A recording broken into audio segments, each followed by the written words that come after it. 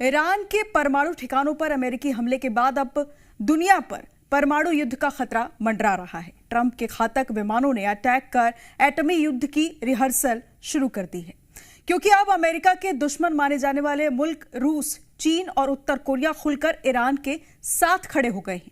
क्या अब ये एटमी तिकड़ी खलीफा को परमाणु हथियार देगी?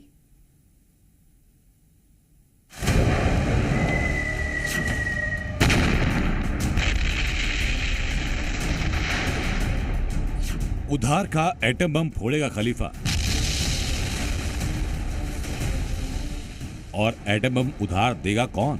यही सवाल सबसे बड़ा है,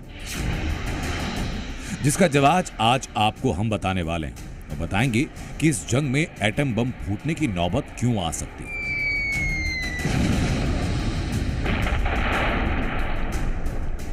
इसकी सबसे बड़ी वजह है वो एटमी ताकत जिसे दुनिया किम जोंग के नाम से जानती है, जो अमेरिका का सबसे बड़ा दुश्मन माना जाता है। नॉर्थ कोरिया का ये तानाशाह बात बात पर परमाणु बम फोड़ने की धमकी देता रहता है। किम इस वक्त ईरान के साथ है, तो क्या ये माना जाए कि किम अपना एटम बम ईरान को दे सकता है? और ऐसा हुआ तो क्या अमेरिका पर किम का एटम बम फोड़ेगा ईरान?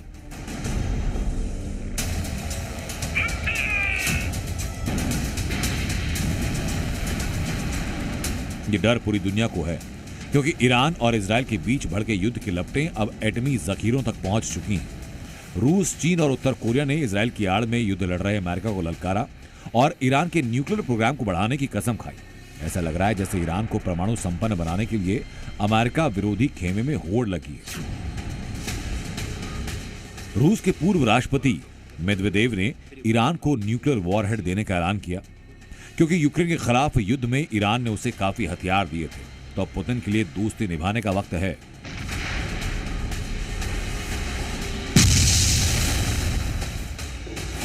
ईरान के विदेश मंत्री खुद सुप्रीम लीडर खामनेई का पत्र लेकर पुतिन से मिलने पहुंचे। अरागची ने खामनेई की ओर से रूस से युद्ध में मदद मांगी। которую мы заняли в Совете Безопасности Организации Объединенных Наций. Провоцированная абсолютно агрессия против Ирана не имеет под собой никаких оснований и никаких оправданий. रूस समेत जिस एटमी तिकड़ी से ईरान को उम्मीदें हैं, उसका जखीरा भी देखिए। सिप्री की एयरबुक 2025 के मुताबिक रूस के पास 5,459 परमाणु हथियार हैं, चीन के पास 600, तो उत्तर कोरिया के पास 50 परमाणु हथियार होने का दावा है।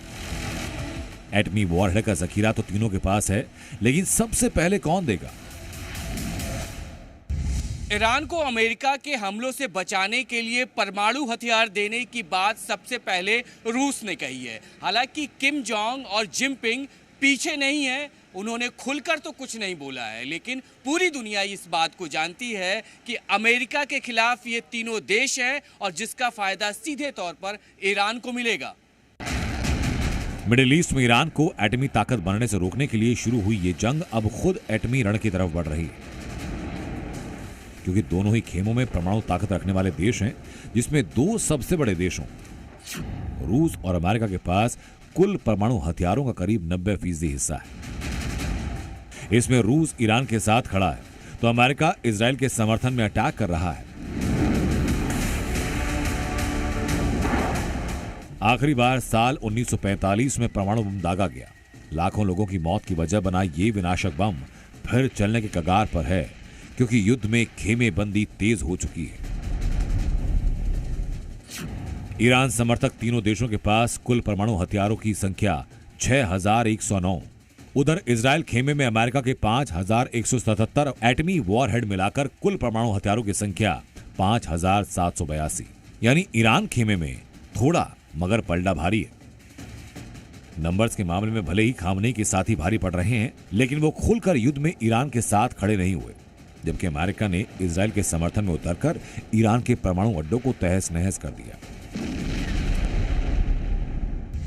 ईरान अमेरिका का बदला इजराइल पर लगातार घातक हथियारों से हमला करके ले रहा है और इस बीच तल हबीब में लगातार इसीलिए तबाही भी मच रही है। हालांकि ईरान के समर्थन में चीन और रूस सामने आ गए हैं, वो हथियार नहीं की बात कर रहे हैं। अब सवाल ये कि क्या ये बातचीत का दौर ऐसे ही चलेगा या इस युद्ध में चीन इनका साथ देगा? ये सवाल तो बंकर में बैठे खामनेई के दिमाग में भी घूम रहा होगा, क्योंकि जुबान से जंग नहीं जीती जाती। वैसे ईरान के ये दोस्त उसकी मदद करते हैं तो कैसे, और करने लायक स्थिति में है या नहीं, इसे समझने के लिए थोड़ा भूगोल और इतिहास याद कीजिए। ईरान से रूस की दूरी करीब 4,873 किलोमीटर, जो अभी यूक्रेन युद्ध में उलझा है। चीन भी ईरान से करीब 4,609 किलोमीटर दूर, जिसने आखिरी युद्ध साल 1989 में वियतनाम से लड़ा। ईरान से उत्तर कोरिया की दूरी 6,472 किलोमीटर दूर। किम का देश आखिरी बार 1950 से 1953 में युद्ध के मैदान में था। तो क्या अब किम जोंग का एटम बॉम्ब अमेरिका और इजराइल के खिलाफ चलेगा? इसका डर कहीं ना कहीं ट्रंप को भी है, और इसलिए ट्रंप आज सिक्योरिटी काउंसिल के साथ बड़ी बैठक करने वाले हैं। तो फ्रांस के पीएम ने भी इमरजेंसी मीटिंग बुलाई, और दुनिया जानती है कि अगर परमाणु बम चला तो विनाश निश्चित है। फिर भी क्या खामनेई उधार का एटम बॉम्ब लेकर चलाएंगे?